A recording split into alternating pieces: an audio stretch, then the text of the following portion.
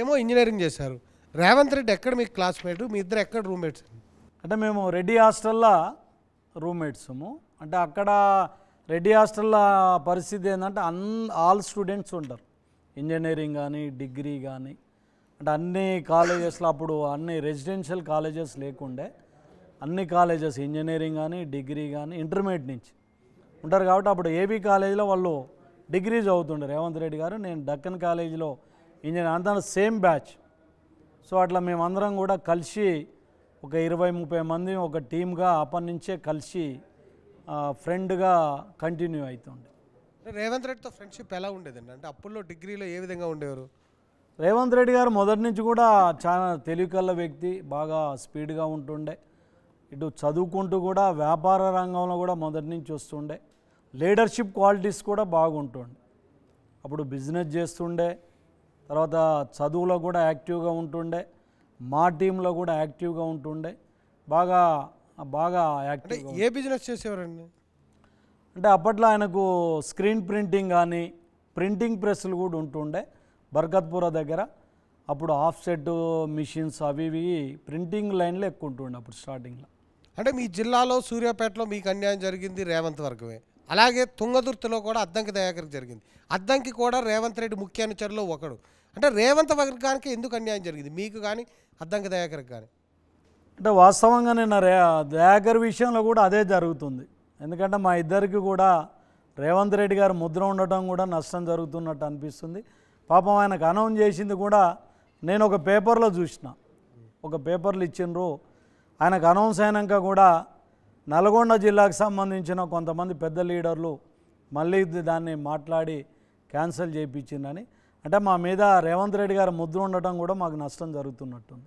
అంటే ఎమ్మెల్సీ అభ్యర్థిగా ప్రకటించిన తర్వాత కూడా అంటే అధిష్టానం దగ్గర మార్చుతున్నారా లేదా రాష్ట్ర స్థాయి నాయకులే మార్చుతున్నారు? అధిష్టానం నుంచే ఆ మార్పు. అంటే జిల్లాను కూడా జిల్లాలో అందరూ పెద్ద లీడర్లు ఉండటం, వాళ్ళ మాట కూడా అధిష్టానం వినే పరిస్థితి కూడా ఉన్నది. కాబట్టి వాళ్ళ ఆప్షన్ను కూడా అధిష్టానం మరి స్వీకరించి చేసినట్టు అనిపిస్తుంది. అంటే మాజీ పీసీసీ అధ్యక్షులు, సిఎల్పి నాయకులు ఇలాంటి పెద్ద నాయకులు ఉండడం మీకు అద్దంకి శాపంగా మారిందా? కొంతమంది నాయకులు, కొంతమంది అందులో ముసుగుల గుర్తులంటే పేర్లు కూడా అందరికీ తెలిసినాయి, మాజీ అధ్యక్షుడు, మాజీ సీఎం. ఎవరు పర్టికులర్ అనేది మాకు ఇన్ఫర్మేషన్ లేదు, కానీ కొంతమంది సీనియర్లు మాత్రం దయాకర్ విషయంలో కూడా అన్యాయం చేసినట్టు భావిస్తున్నాం. అంటే ఎమ్మెల్సీ అభ్యర్థిగా ప్రకటించి తర్వాత మార్చిన తర్వాత మీరేమైనా అద్దంకితో మాట్లాడారా? అసలు రోజు మాట్లాడినా ఎలా ఫీల్? సానుభూతి కూడా తెలియదు. అంటే బాధపడ్డాడు. అంటే ఎందుకు రిపీటెడ్గా మా ఇద్దరికే అన్యాయం జరుగుతుంది. అంటే ఎమ్మెల్యే టికెట్ ఇవ్వలేదు, సరే ఆయనకు కానీ నాకు కానీ కనీసం ఏదన్నా ఆ రోజు హామీ ఇచ్చింది. పార్టీ ఇచ్చిన లైన్లో కూడా రానియని పరిస్థితిలో ఉన్నప్పుడు ఇద్దరం కూడా మరి కొంత ఆవేదనకు గురి కావడం జరిగింది. అంటే వచ్చే పార్లమెంట్ ఎన్నికల్లోనైనా మీకు అద్దంకి న్యాయం జరుగుతుందని భావిస్తున్నారా? ఖచ్చితంగా ఈసారి జరుగుద్దని భావిస్తున్నాం. ఎందుకంటే ఈరోజు అంటే ఎమ్మెల్సీ విషయంలో కానీ ఇంకో విషయంలో కూడా పార్టీ లైన్ కూడా అంటే ఈ అన్యాయం ఒక విషయం అయితే, అంటే ఇక్కడి నుంచి కొన్ని రెఫర్ చేసినవి కూడా మళ్ళీ వాళ్ళు కూడా చెక్ చేసుకుంటున్నారు. కాబట్టి ఏదైతే మాకు ఎంత అన్యాయం అంటే మాకు జరిగిన అన్యాయం విషయంలో అంటే రాష్ట్ర వ్యాప్తంగా కూడా అంటే నా విషయానికి వచ్చినప్పుడు కొంత సానుభూతి కూడా రావడం జరిగింది. పార్టీలో కూడా అయ్యో పాపం ఇస్తే బాగుండు, రమేష్ రెడ్డికి ఇస్తే సూర్యాపేట గెలిచినట, 12కు 12 కాంగ్రెస్ స్వీప్ చేస్తే బాగుండు అనేది ఉన్నది. కాబట్టి ఇది స్టేట్ ఇష్యూ అయింది. కాబట్టి రేపు పార్టీ కూడా ఆ లైన్లో ఉంటుందని నేను అనుకుంటున్నా. మొన్న మా అధిష్టానం అంటే ఏఐసిసి లీడర్లను కలిసినప్పుడు కూడా వాళ్ళు నన్ను పూర్తి స్థాయిలో మాట్లాడి లేదు నీకు పార్టీ హామీ ఇచ్చింది, ఖచ్చితంగా పార్లమెంట్ ఇస్తామని చెప్పడం జరిగింది. అద్దంకి దయాకర్ గారికి కూడా ఈసారి ఖచ్చితంగా పార్లమెంటా ఇంకోటో ఖచ్చితంగా హామీ నెరవేరుతుందని మేము అనుకుంటున్నాం. అంటే ప్రధానంగా టీఆర్ఎస్ మీ మీద చేస్తున్నటువంటి ఆరోపణలు అమలు కాని హామీలను ఇచ్చి అధికారంలోకి వచ్చారు. 3 నెలల్లో అవి సాధ్యం కాదు, 100 రోజుల తర్వాత వాళ్ళని స్టార్ట్ చేస్తాం ప్రశ్నించడం అంటున్నారు. నిజంగా మీరు అమలు జరిగే సాధ్యమైన హామీలు ఇచ్చారనుకుంటున్నారా? అంటే ఇప్పుడు వాళ్ళు టీఆర్ఎస్ ఎవరైతే మాట్లాడుతుండో వాళ్ళకి ఫస్ట్ తలకాయ ఉందా లేదా అనేది ఆలోచించుకోవాలి. నిజంగా వాళ్ళకి ఏమైనా సిగ్గు ఉంటే దాదాపు 10 సంవత్సరాల అధికారంలో ఉండి వాళ్ళు ఎన్ని హామీలు అమలు చేసి ఏదైనా ఒక హామీ అమలు చేసిందండి? ఇంటికి ఒక ఉద్యోగం అన్నారు, దళితులకు 3 ఎకరాల భూమి అన్నారు, 2 లక్షల ఉద్యోగాలు పూర్తి చేస్తామన్నారు, డబల్ బెడ్రూమ్ ఇల్లులు అన్నారు, మైనార్టీలకు రిజర్వేషన్ అన్నారు, ఏదన్నా ఒకటి. అన్ఎంప్లాయిడ్ యూత్ అందరికీ నిరుద్యోగ భృతి ఇస్తున్నారు, ఏది అమలు చేయలేదు. ఇంకా ఆ రకంగా మెజార్టీ ఇచ్చి ఓడగొడితే కూడా వాళ్ళకి ఇంకా సిగ్గు లేకుండా అసలు మేము వచ్చి ఎన్ని రోజులు అయిందండి? కరెక్ట్ నెల రోజులు అయింది. మీరు బహిరంగ సభల్లో మీరు రేవంత్ రెడ్డి గారు చెప్పారు కదా, సోనియా గాంధీ పుట్టినరోజు ప్రతి రైతుకి 10,000 కాదు 15,000 వేస్తామని. ఏవయ్యా 15,000? ఇప్పుడు మీరు ఇంత పెద్ద వ్యవస్థను నడపాలని అంటే అంత ఈజీ కాదు. ఇలా మేము అధికారంలోకి వచ్చిన తర్వాత 6 హామీలు ఏదైతే ఇచ్చినామో, ఇలా మా సోనియా గాంధీ పుట్టినరోజుకు 2 హామీలను మేము పూర్తి చేయడం జరిగింది. ఈరోజు కూడా మా నాయకుడు చెప్తున్నాడు 100 రోజులలో అమలు చేస్తామని చెప్పి. ఈరోజు మీరు చూసినట్టయితే ఈ 40 రోజులలో అడ్మినిస్ట్రేషన్ బ్రహ్మాండంగా నడుస్తుంది. గతంలో మీరు జిల్లా ఆఫీసర్లను చూస్తే అంటే ఎస్పీలను ఐపీఎస్లను వేసే పరిస్థితి లేదు, కలెక్టర్లను ఐఏఎస్లను వేసే పరిస్థితి లేదు. ఎవరైతే మంత్రులు ఉన్నారో వాళ్ళ చెప్పు చేతులలో ఉండే అధికారులను వేసుకొని అంటే లా అండ్ ఆర్డర్ని కానీ అడ్మినిస్ట్రేషన్ కూడా మొత్తం కూడా కుప్పకూల్చిన పరిస్థితి మీరు చూస్తున్నారు. ఇవాళ రేవంత్ రెడ్డి గారు వచ్చిన తర్వాత ఈ 40 రోజులలో అధికారులు కానివ్వండి, అడ్మినిస్ట్రేషన్ కానివ్వండి ఒక సెట్ చేసుకొని ముందుకు వస్తున్నారు. ఇలా ఉద్యోగస్తులకు కూడా ఎనర్జీతాలు వస్తలో తెలవని పరిస్థితులలో ఇలా 5వ తారీఖు నేను ఖచ్చితంగా వాళ్ళకు జీతాలు వేస్తామని చెప్పి. ఓకే, మీ పాలన ఎలా ఉంటుందనే దాని గురించి ఒక 100 రోజులు సమయం మీకు ఇస్తున్నామని కూడా చెప్పారు. ఈలోపే కొన్ని వాటిపైన విమర్శలు కూడా చేస్తున్నారు. ఒకవేళ మీ విషయానికి వద్దాం. ఒకవేళ 2018లో కూడా మినిట్స్ చూడండి అని చెప్తున్నారు, స్పష్టమైన హామీ ఇచ్చారు, అప్పుడు మాట తప్పారు. ఇప్పుడు కూడా మీకు రాతపూర్వకంగా ఇచ్చిన లెటర్ని గనక మాట తప్పితే మీ రాజకీయ పైన ఏ విధంగా ఉండబోతుంది? మీరు గీత దాటుతారా? 2018లో నాకు మినిట్స్లో రాసినప్పుడు రేవంత్ రెడ్డి గారు ఆ రోజు అంత శక్తివంతుడు కాదు, ఆయన వర్కింగ్ ప్రెసిడెంట్గా ఉన్నాడు. ఈరోజు మీరు వచ్చేటప్పటికి అమలు చేయాల్సిన బాధ్యునిగా రేవంత్ రెడ్డి గారు ఉన్నాడు. ఓకే, ఆ రోజు రేవంత్ రెడ్డి ఏమైనా ఫైట్ చేశారా? ఆ రోజు రేవంత్ రెడ్డి ఏమైనా ఫైట్ చేశారా? 2018 చేసిండు, ఆయనే కదా చేస్తేనే కదా. నాకు నిజంగా కాంగ్రెస్ పార్టీలోకి వచ్చి 1 ఇయర్ అయింది. కాంగ్రెస్ పార్టీలో నాకు వేరే నాయకుడు తెలియదు, కనీసం నన్ను తీసుకుపోవడానికి కూడా లేదు. ఈరోజు అంటే ఆనాడు నేను వార్ రూమ్ దానికి పోయి వార్ రూమ్ దానికి వెళ్ళి అంత పెద్ద దామోదర్ రెడ్డి గారికి నేను అంత టఫ్ ఫైట్ ఇచ్చి వార్ రూమ్ దానికి వెళ్ళి నన్ను ఎంపీ సీటు హామీ ఇచ్చి మినిట్స్లో రాయించిందంటే అది రేవంత్ రెడ్డి గారు అనుకుంటే. ఎవరితో ఫైట్ చేయాల్సి వచ్చింది రేవంత్ రెడ్డి ఆ రోజు? మీకోసం ఏ ఫైట్ చేశారు? ఎవరితో విభేదించాల్సి వచ్చింది?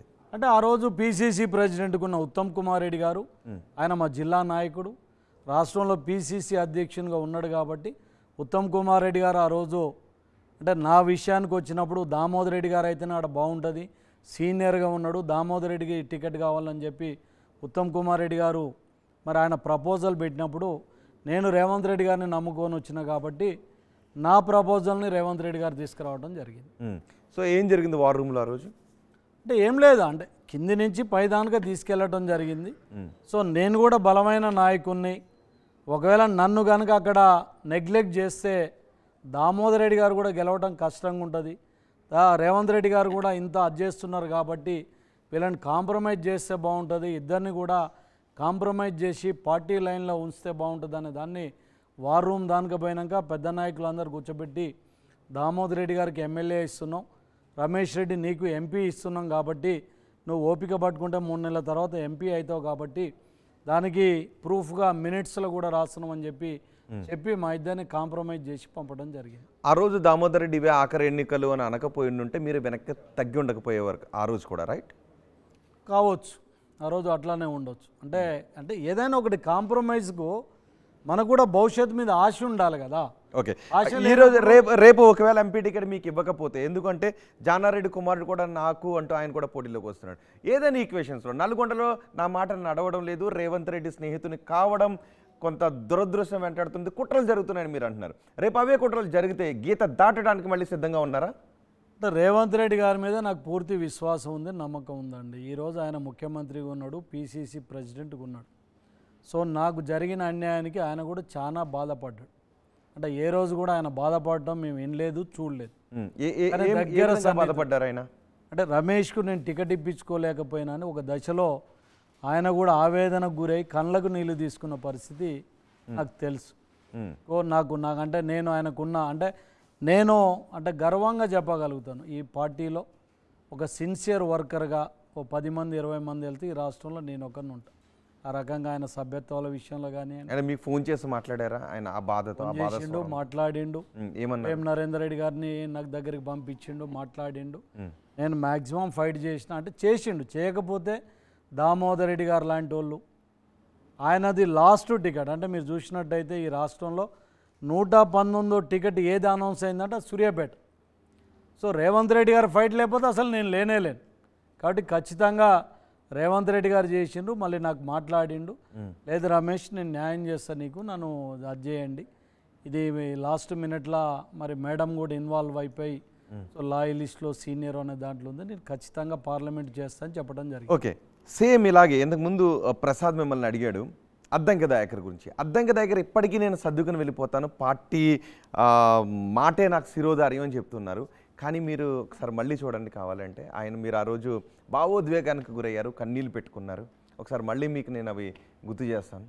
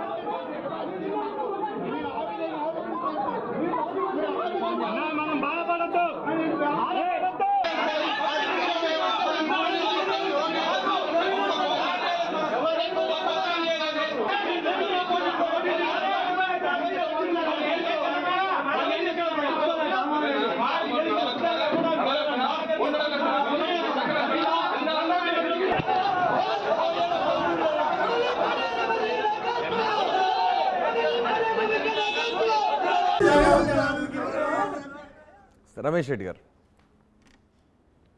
సో మళ్ళీ రేపు ఇంకో నలుగురు వచ్చి నామినేషన్ వేయడానికి 2 రోజుల ముందు కాంప్రమైజ్ కండి అంటే అనే సిచ్యువేషన్ వస్తుందా? అంటే ఈసారి ఖచ్చితంగా అది వస్తుందని నేను అనుకోను. ఎందుకంటే రేవంత్ రెడ్డి గారిని అంటే నేను నమ్ముకున్న నాయకుడు ఆ ఇచ్చే స్థానంలో ఉన్నాడు కాబట్టి ఖచ్చితంగా నాకు న్యాయం చేస్తాడని పూర్తి నమ్మకం ఉంది. సో సెకండ్ థాట్ అయితే లేదు. ఖచ్చితంగా రేవంత్ రెడ్డి గారు నేను చాలా సందర్భాలలో కలిసినా మాట్లాడినాం. అంటే మీరు ఏదైతే జానారెడ్డి గారు అంటున్నారో అంటే కాంగ్రెస్ పార్టీలో అడిగే హక్కు అందరికీ ఉంది, అడుగుతారు. ఇప్పుడు జానారెడ్డి గారు కొడుకు కూడా మన మిర్యాలగూడెం టికెట్ అడిగినప్పుడు కూడా అంటే పార్టీ లైన్లో ఇవ్వలేని పరిస్థితి ఉంది. ఈరోజు పార్టీ కూడా ఫ్యామిలీకి 2 టికెట్లు 3 టికెట్లు అనే దాంట్లో కూడా ఆలోచిస్తుంది. సో జానారెడ్డి గారు కానీ కొడుకు కానీ ఆల్టర్నేటివ్ కూడా చాలా పదవులు ఉన్నాయి. అంటే ఒక ఎమ్మెల్యే ఎంపీ అనేది కాదు కాబట్టి ఖచ్చితంగా పార్టీ వాళ్ళకు కూడా గౌరవమైన స్థానం ఇస్తుంది. నాకు కూడా